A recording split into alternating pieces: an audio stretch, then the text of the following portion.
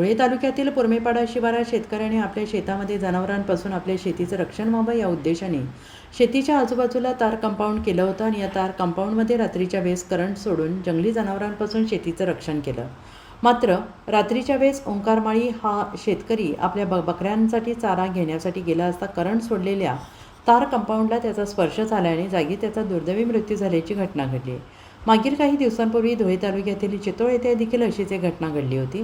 आता पुन्हा पुरमेपाडा येथे दुर्दैवी घटना घडलेली आहे. अशा प्रकारे शेतामध्ये करंट सोडणे हा कायद्याने गुन्हा असून पुरमेपाडा येथील या घटनेप्रकरणी संबंधित शेतमालकाविरोधात सदोष मनुष्यवधाचा गुन्हा दाखल करण्याचे काम सुरू असल्याची माहिती पोलीस निरीक्षक संजय पाटील यांनी यावेळी दिली आहे. पुरमेपाडा शिवारात एक दुर्दैवी घटना झालेली आहे. याच्यामध्ये प्रशांत सुखदेव जाधव नावाचा व्यक्ती ते शेत करत होता. शेतमालक कमलबाई सुखदेव जाधव अशा आहेत महिला. आणि याच्यामध्ये एक इलेक्ट्रिक जे आहे सेंट्रिक तारांचं तात्पुरतं कंपाऊंड करून त्याच्यामध्ये इलेक्ट्रिक करंट सोडलेलं होतं.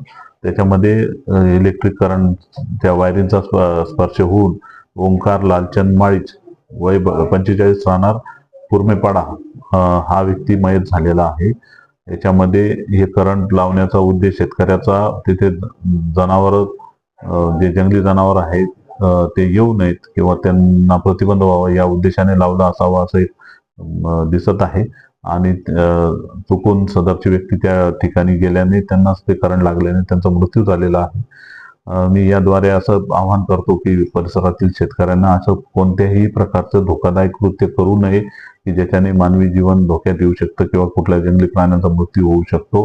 हा कायद्याने गुन्हा आहे. या प्रकरणामध्ये आम्ही BNS भारतीय न्याय संहिताचे कलम 105 म्हणजे सदोष मनुष्यवध असा गंभीर स्वरूपाचा गुन्हा दाखल करत आहोत. आणि यापूर्वीच साधारण 2-4 दिवसापूर्वीच अशीच एक घटना चितोड बीट हद्दीमध्ये पण घडलेली आहे. याच्यातही शेतकऱ्याने इलेक्ट्रिक करंट त्या तारांमध्ये सोडून त्याचा स्पर्श होऊन एक आनंदखेडे येथील एक व्यक्ती मयत झालेला आहे. तशीच एक घटना जळगाव जिल्ह्यात पण झालेली आहे. त्याच्यामध्ये 5 व्यक्तींचा मृत्यू झालेला आहे. आणि हा अतिशय गंभीर प्रकार आहे. सर्वांनी याबाबत सावध होऊन कोणीही कोणत्याही प्रकारे करंट किंवा इतर कुठलीही धोकेदायक कृती करू नये की जेणेकरून मानवी जीवन किंवा जंगली प्राण्यांचा किंवा इतर कोणतीही जीवितहानी होऊ नये याबद्दल काळजी घ्यावी. यामध्ये पोलीस प्रशासन अतिशय सक्तीने आणि कडक असे गुन्हे दाखल करणार आहे. त्यामुळे असे कृत्य करू नये असे मी आवाहन करत आहे.